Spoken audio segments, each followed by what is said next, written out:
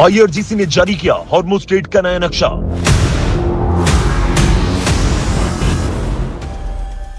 Hormuz strait के नए नक्शे से युद्ध की आहट।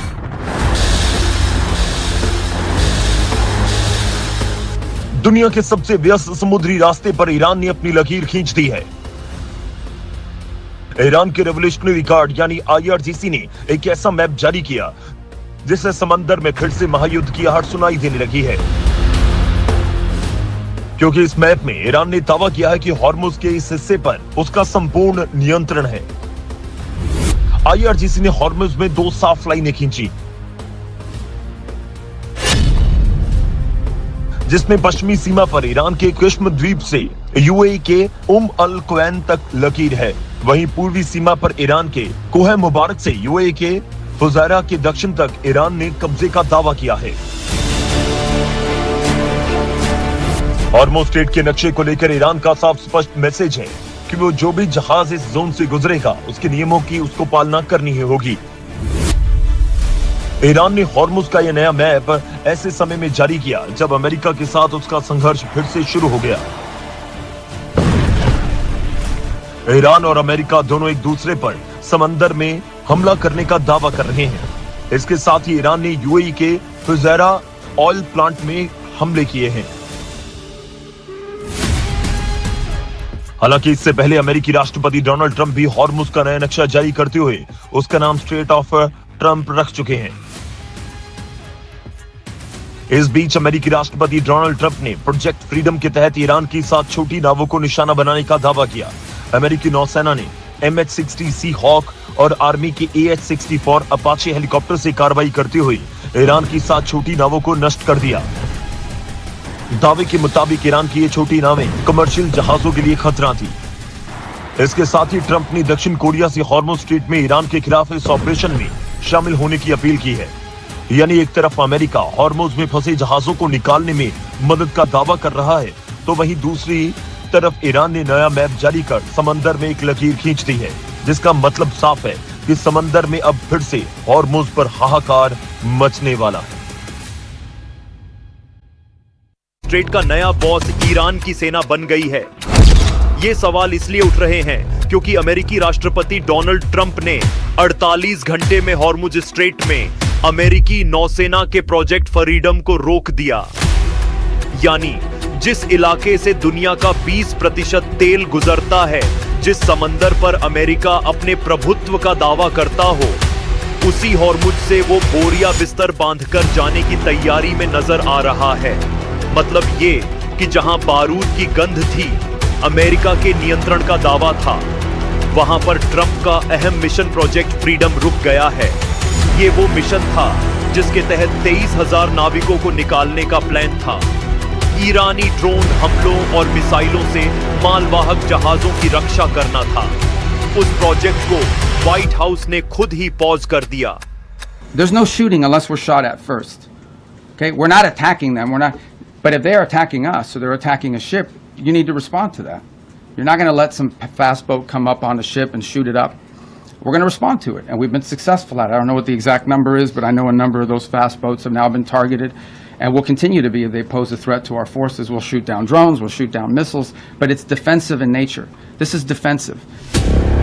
हॉर्मुज स्ट्रेट में ईरान शुरू से ही अपने कब्जे का दावा करता रहा है।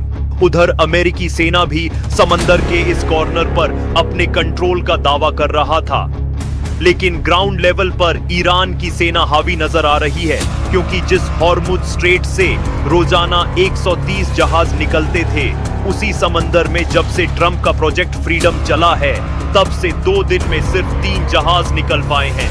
प्रोजेक्ट फ्रीडम पर ब्रेक लगाने के पीछे एक और वजह ये हो सकती है कि हॉर्मुज में समंदर की गहराइयों में ईरान ने बारूदी सुरंगें बिछा रखा है।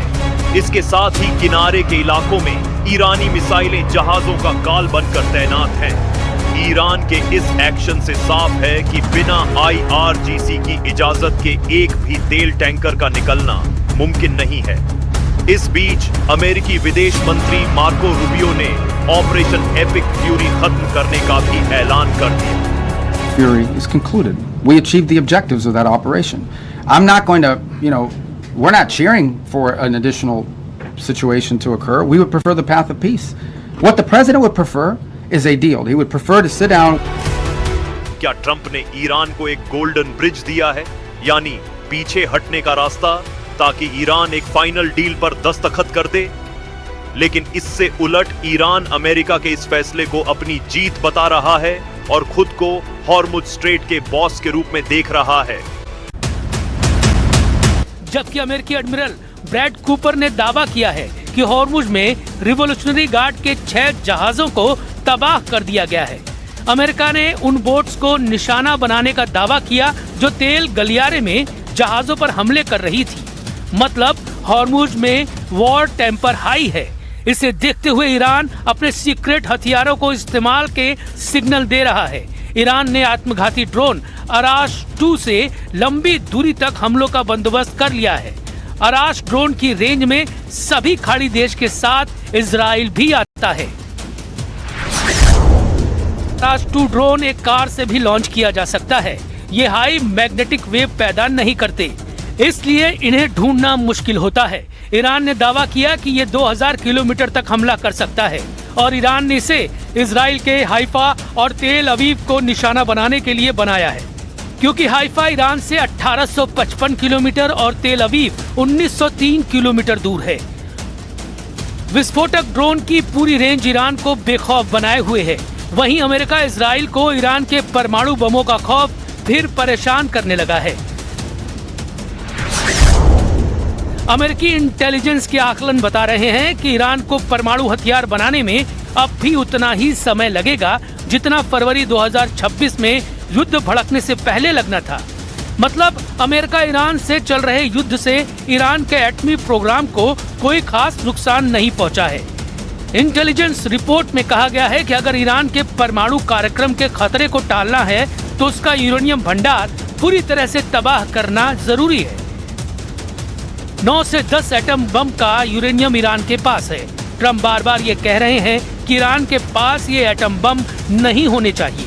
वो बताना नहीं भूलते कि ईरान के एटमी हथियारों से दुनिया को खतरा है।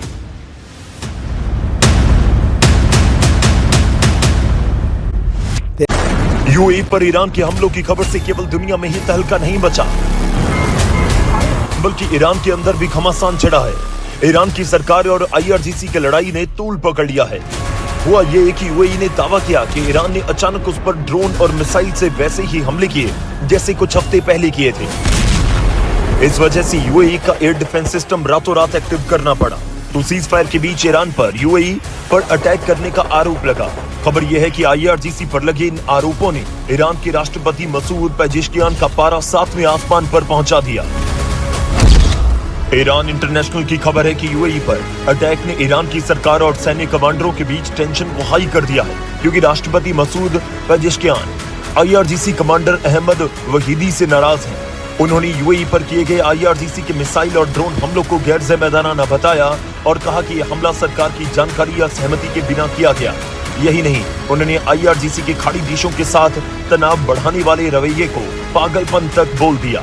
मतलब साफ है कि आईआरजीसी का खाड़ी देशों से लड़ना पेजेश्कियान को पसंद नहीं आया, क्योंकि उन्हें पता है कि ऐसा करने से अमेरिका को ईरान के बुनियादी ढांचों पर तेल के ठिकानों पर हमला करने का मौका मिल जाएगा और ईरान इस तरह से बर्बाद होगा और फिर कभी उठ खड़ा नहीं हो पाएगा। ईरान के राष्ट्रपति कार्यालय के सूत्रों के मुताबिक पेजेश्कियान को पता है कि ईरान नए युद्ध को झेलने की हालत में नहीं है और इसलिए उन्होंने मुस्तफा खामेनी से आपातकालीन मुलाकात की मांग की। खबर यह है कि पेजेश्कियान मुस्तफा से ये कहना चाहते हैं कि युद्ध विराम बचाने के लिए अभी भी एक छोटी खिड़की खुली है और तेहरान को अंतर्राष्ट्रीय मध्यस्थतों के जरिए बातचीत की मेज पर वापसी करनी चाहिए। मतलब अमेरिका और इजराइल से लड़ते लड़ते ईरान की सरकार और सेना आपस में लड़ पड़े, क्योंकि आईआरजीसी नॉनस्टॉप लड़ने के मूड में है, जबकि ईरान की सरकार लड़ाई जारी रखना नहीं चाहती।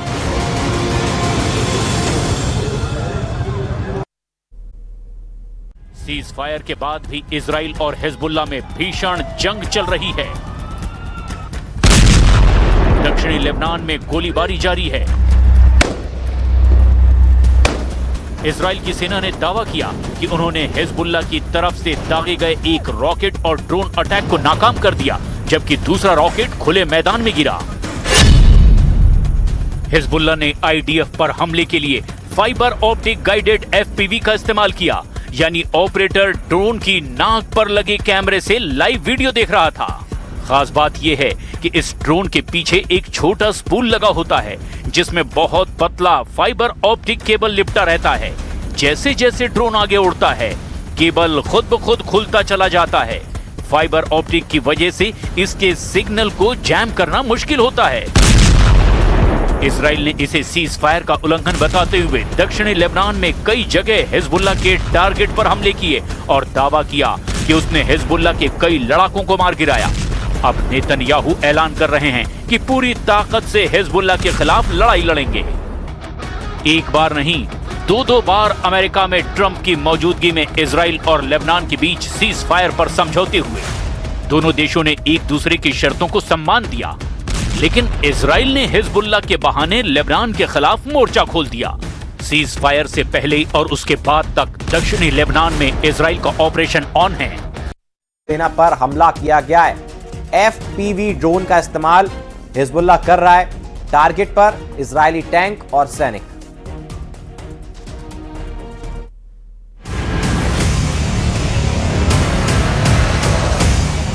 इजराइल के आसमान में उड़ते बारूदी परिंदों ने नेतन्याहू की फौज की नींद उड़ा दी है।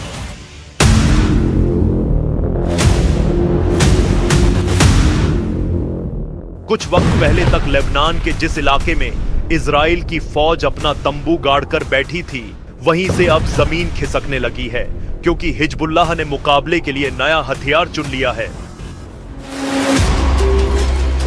जिसका तोड़ फिलहाल इजराइल के पास भी नहीं। बड़े बड़े हथियारों को जमींदोज करने वाली इजरायली आर्मी की नाक में हिजबुल्लाह के फर्स्ट पर्सन व्यू यानी एफपीवी ड्रोन ने दम किया हुआ है। ना हमले का पैटर्न समझ में आ रहा है और ना ही इसकी गार्ड। आलम यह है कि हिजबुल्लाह के ड्रोन चुपचाप से आते हैं और इजरायली सेना के ठिकानों पर बारूद बनकर गिरने लगते हैं।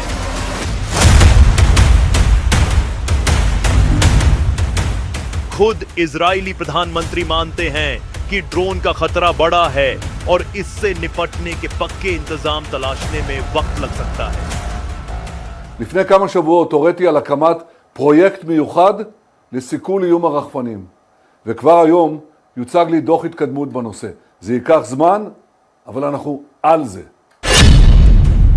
एफपीवी ड्रोन की सबसे बड़ी मुश्किल ये है कि इनको ट्रैक करना या जाम करना लगभग नामुमकिन है, क्योंकि ये फाइबर ऑप्टिक केबलों के जरिए ऑपरेट होते हैं और दुश्मन को तभी हमले का एहसास होता है जब या तो ये दिखाई देने लगे या फिर सुनाई, यानी आखिरी वक्त तक इन ड्रोन की चाल सीक्रेट ही रहती है और इसके खिलाफ रिस्पॉन्स टाइम ना के बराबर रहता है।